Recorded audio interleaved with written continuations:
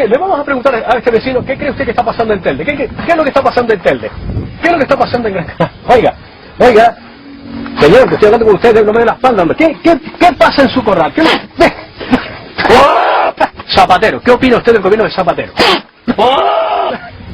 Pues igual que yo. ¿Y qué opina usted? ¿Qué opina usted del gobierno canario? ¿Y de los ayuntamientos de la isla?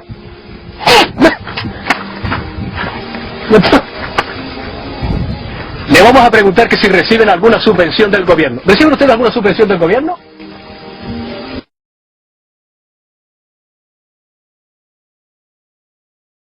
Vamos a ver, ¿qué es lo que pasa con los alcaldes? ¿Qué es lo que pasa con los alcaldes? ¿Qué está pasando con los alcaldes? ¿Qué está pasando con él? ¿Qué pasa con el presidente del gobierno?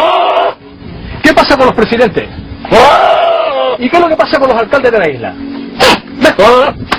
¿Qué es lo que está pasando con los concejales? ¿Qué pasa con los concejales? ¿Qué es lo que pasa? Vamos a ver, mire. Venga para acá, mire, vamos a ver, por favor, no me dé la espalda, hombre, que yo no con usted, venga para acá, mire. ¿Qué está pasando con el alcalde de Telde? ¿Qué está pasando con los alcaldes de la isla?